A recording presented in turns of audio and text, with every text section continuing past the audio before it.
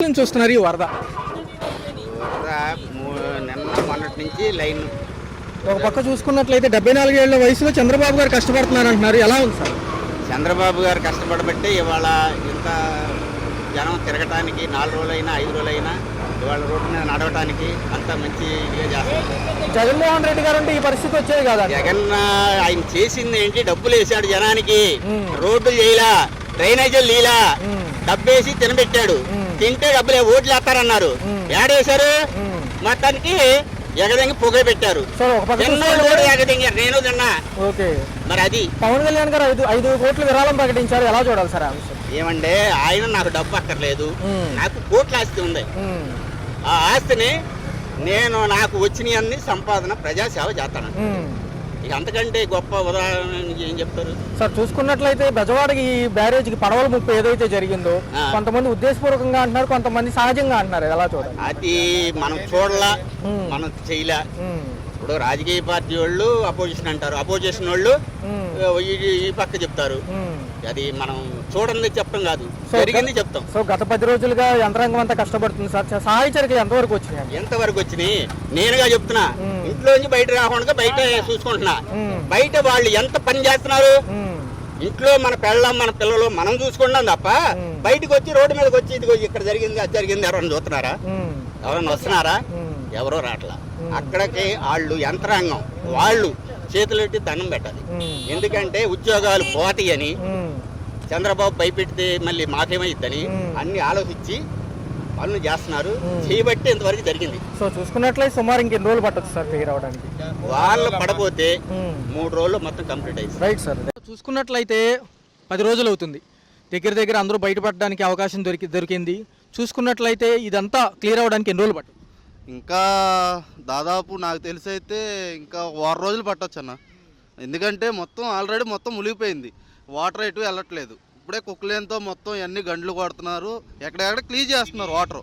కాబట్టి మొత్తం క్లియర్ అయ్యేసరికి వాతావరణం బాగుంటే 1 రోజులు, లేదు ఈ వర్షాలు మళ్ళీ పడితే కనుక చెప్పలేము. ఇంకా మరొక అంశం చూసుకుంటే 74 ఏళ్ళ వయసు ఉన్న చంద్రబాబు గారు రేయింబగళ్ళు తిరగడం జరిగింది.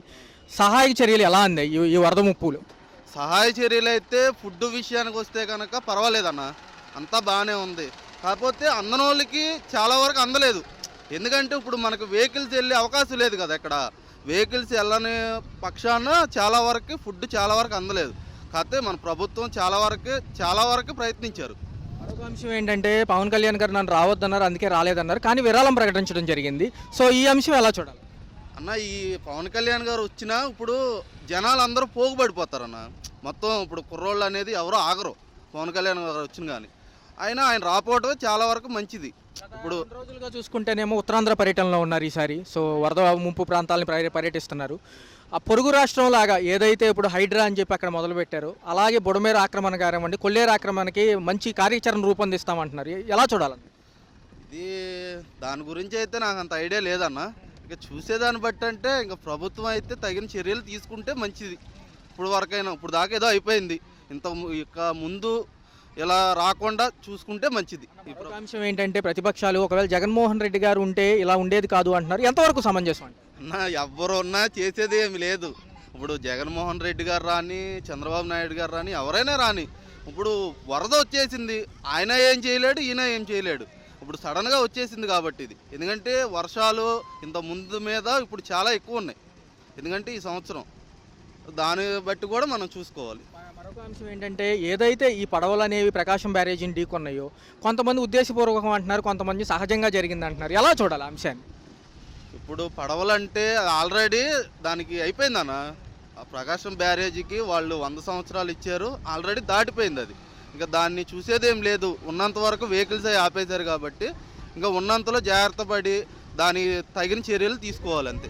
చూసుకున్న అనేక శాఖల నుంచి విరాళాలు వస్తున్నాయి, ప్రైవేటు సంస్థలు ఇస్తున్నాయి, తర్వాత పెద్ద వ్యాపారవేత్తలు ఇస్తున్నారు. విరాళాలు ప్రజలకు చేరాలంటే ఏం చేయాలండి?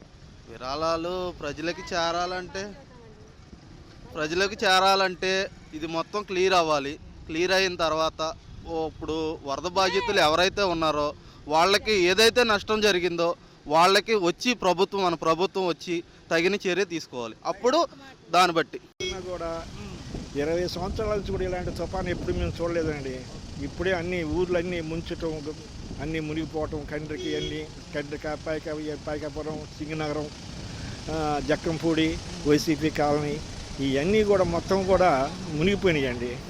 అసలు జనానికి అన్నం ఇప్పుడు అంటే అందిస్తున్నారులేండి, అన్నీ మంచిగా అందిస్తున్నారు. పులియాని ప్యాకెట్లు, బిర్యానీ, మంచినీళ్ళు, వాటర్ ప్యాకెట్లు, జనానికి లోటు లేకుండా, తిండికి లోటు లేకుండా అన్నీ అందిస్తున్నారు.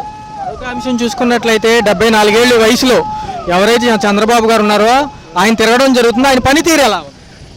ఆయన పని పాపం ఆయన బాగా చేస్తున్నాడండి. పాపం ఆయన కష్టపడి ఈ వయసు 75 ఏళ్ళున్న కూడా నీళ్ళల్లో, మోకాళ్ళ నీళ్ళల్లో తిరిగి నిద్రపోకుండా ఏం లేకుండా మంచిగా అన్నీ అందేటట్టుగా చూస్తుండయ్యా. ఆ మానవుడు దండం పెట్టుకోవాలి. మరొక అంశం ఏంటంటే ఒకవేళ జగన్మోహన్ రెడ్డి గారు ఉంటే ఈ పరిస్థితి వచ్చేది కాదని కొంతమంది అంటున్నారు. ఒకవేళ ఆయన సీఎంగా ఉండుంటే ఎలా చేసేవు? ఆయన సీఎంగా ఉండి ఏం చేసిండండి? ఏమీ లేదు. ఇప్పుడు చంద్రబాబు నాయుడు గారు వచ్చినాక ఇప్పుడు ఇవన్నీ చేస్తాడు, రాజధాని కట్టేస్తుండు, అన్నీ చేస్తుండు, పోలవరం అన్నీ ఇస్తుండు. కానీ ఆయన ఉండగా ఏం కట్టిండండి? ఏమి కట్టలే. ఆయన ఏదో 3 రాజధానులు అన్నాడు, అన్నాడు. ఆయన కాలం వెళ్ళబుచ్చుకు వెళ్ళిపోయాడు. ఇవాళ చంద్రబాబు గారు నాయుడు వచ్చినాక రాజధాని కట్టిస్తుండు, పోలవరం ప్రాజెక్టు. ఇవాళ చూడండి, ఇవాళ ఎంత 75 ఏళ్ళ వయసులో ఆయన గారు పాపం నీళ్ళలో తిరుగుతుండండి. ఆడ బుడమేరు కూడా 3 గంటలు పెడితే అవి కూడా పూర్తి చేయించిండు ఆ మహానుభావుడు. చూసుకుంటే పవన్ కళ్యాణ్ గారు డిప్యూటీ సీఎంగా ఉన్నారు. ఆయన ఒక పక్క నిధులు ప్రకటించడం జరిగింది. ఆయన పరంగా 5 కోట్ల విరాళం ఇచ్చారు. సో ఎలా ఉంది సార్ ఆ అంశం? ఎలా పవన్ కళ్యాణ్ గారు కూడా పాపం ఆయన 5 కోట్ల విరాళం ఇచ్చిండు. జనానికి అందరికీ అన్నీ మంచి ధరలని ఆయన పైనుండి అన్నీ చేపిస్తున్నారు. చంద్రబాబు నాయుడు గారు పవన్ కళ్యాణ్ గారు నిద్రపోకుండా ఈ తుఫాను బాధితుల కోసం అని పాపం నిద్రపోకుండా శ్రమిస్తున్నారండి. వానలు వర్షాలు తిరిగి ఇంటింటికి తిరిగి అన్ని విషయాలు కనుక్కొని అన్ని సమస్తం కూడా మంచిగా జనానికి అందుబాటు చేస్తున్నారయ్యా. చూసుకున్నట్లయితే సహాయక చర్యలు అందరికీ అందలేదు. ఇంకా లోపల కాలనీలు నీళ్ళల్లోనే ఉన్నాయి అంటున్నారు. చాలా వరకు ఫుడ్ కూడా వేస్ట్ అయిపోతుంది అంటున్నారు. ఎలా చూడాలి? అంటే అండి ఫుడ్ అంటే అండి మరి కొద్దిగా వెనకొండ వాళ్ళకేమో అందట్లేదేమో, కాకుంటే అందరికి అందుతూనే ఉన్నాయి చాలా వరకు. కాకుండా ఏదో ఎక్కడో కొద్దిగా కానీ మరి వాళ్ళు ఏదో రాని వాళ్ళు వచ్చేవాళ్ళు అందుకని. కానీ ఫుడ్ కూడా అసలు ఒక్కొక్కరికి అండి వాటర్ ప్యాకెట్లు ఇంటికి వచ్చి ఇస్తున్నారండి మంచి బ్రహ్మాండంగా. ఎక్కడ ఉండరు అందరూ కూడా బాగా జరుగుతుందని చెబుతున్నారు. మరొక అంశం సార్, ఫైనల్ అంశం చూసుకున్నట్లయితే ఏదైతే ప్రకాశం బ్యారేజీకి పడవల గుద్దుకోవడం ఏదైతే జరిగిందో అది చాలామంది సహజంగా జరిగింది అంటున్నారు, కొంతమంది ఉద్దేశపూర్వకంగా అంటున్నారు. ఈ అంశాన్ని ఎలా చూడాలి? అది మరి ఇదేనండి, అది అనుకోకుండా జరిగిందో మరి సహజంగా జరిగిందో లేకపోతే మరి కావాల్సి కుట్ర చేశారో కానీ ఇంకా అదంతా మరి వాళ్ళు తెలుసుకోవాల్సి ఉంది. అది వాళ్ళు విచారించి మనకేం తెలుస్తుంది. అట్లయితే ఒక పక్క 10 రోజులు కావస్తుంది. ఈ యొక్క వరద ఉధృతి ఇంతకు ముందు ఎప్పుడైనా చూసారా? ఇప్పుడు నాకు తెలిసి ఒక 15 సంవత్సరాల మట్టి నేను చూడలేదండి. అంతకు ముందు వచ్చింది కానీ కొద్దిగా వచ్చింది, అది ఇంత లేదు సార్. చూసుకున్నట్లయితే ఒక పక్క చంద్రబాబు నాయుడు గారికి సంబంధించి 74 ఏళ్ళు వయసు ఉంది, ఎంతో అనుభవం ఉంది. ఏదైనా పనిచేసింది సార్ బానే ఈ వరద ఉధృతి నుంచి బయటపడడానికి ఆయన యొక్క అనుభవం పనిచేసింది అంటారా సార్? ఆయన ఇంతకు ముందు 2 సార్లు చేశాడు, ఏమన్నా చేశాడా? ఏమీ లేదు. ఏంటి వాళ్ళు రాజకీయాల్లో వచ్చి ఏంటంటే వాళ్ళు లబ్ధి పొందడానికి తప్ప వేరే దానికి పనికిరారు వాళ్ళు. ఒక పక్క డిప్యూటీ సీఎం గారు ఉన్నారు, ఆయన అంతేనండి. ఇప్పుడు ఆల్రెడీ గారు రావట్లేదు సర్వేకి, ఏమండి వస్తున్నారా? ఎక్కడ చూసారా మీరు వాళ్ళని? అది వాళ్ళ ప్రాణాలకు వాళ్ళకి భయం. 5 కోట్ల విరాళం ప్రకటించారు, అందే అవకాశం ఉందా పేదలకి, మధ్యతరగతి మధ్యలో ఉన్న వాళ్ళు తినకోకుండా మాకెందుకు పెడతారు మునిగిపోయినోడికి? మరి వాళ్ళు అది ఒక వ్యాపారం అయిపోయింది రాజకీయం అంటే. సో మరి చూసుకుంటే ఒక పక్క విరాళాలు సేకరిస్తున్నారు కదా? సేకరిస్తారండి, విరాళాలు తీసుకుంటారు. ఏంటి విరాళాలు తీసుకుంటారు, మళ్ళీ ఆడు ఫోటో దిగుతాడు, ఫోటో దిగానే కెమెరామెన్ రాగానే ఫోటోలకు రెడీ అయిపోతాడు.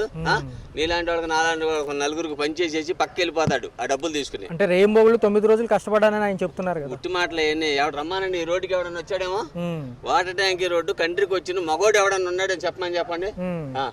సార్ చూసుకున్నట్లయితే మీకు సుమారు ఎంత ఆస్తి నష్టం జరిగింది సార్ ఈ వారం? మాకు 1,00,000 రూపాయలు పోయిందండి.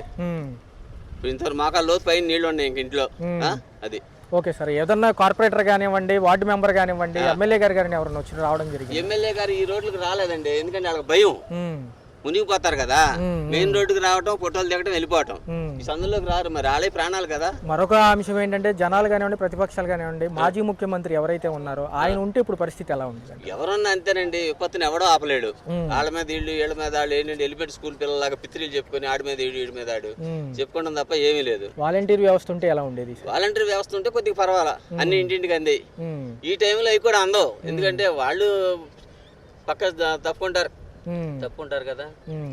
సార్ ఇంకొక అంశం చూసుకుంటే ప్రకాశం బ్యారేజీ పడవ ఉధృతి ఏదైతే జరిగిందో ఆ ఉదంతంలో కొంతమంది సహజంగానే జరిగింది అంటున్నారు, కొంతమంది కావాలంటారు. చెప్తున్నానుగా, ఎలిమెంటరీ స్కూల్ పిల్లలాగా వాళ్ళ మీద వీళ్ళ మీద వాళ్ళు ఇట్లా చెప్పుకుంటాం తప్ప ఏమీ లేదు. ఎవడు గుద్దేస్తాడండి, ఎవడి ప్రాణాలకు తెగించి ఏంటి, ఎవడన్నా గుద్దేస్తాడు వెళ్ళి ఆడు సస్తాడుగా పిల్లల కింద పడి ఏంటి, అట్టాగే చెప్పుకుంటా ఉంటారు. ఏంటంటే అదొక డ్యామేజ్ తీసుకురావడానికి ఏంటి. సో ఫైనల్ గా చూసుకున్నట్లయితే ఇది మొత్తం క్లియర్ అవడానికి ఎన్ని రోజులు పడుతుంది? ఓ 10 రోజులు పడుతుందండి, మాక్సిమం వారం 10 రోజులు. ఇటు అసలు ఎవరు పట్టించుకునే వాళ్ళు లేరు.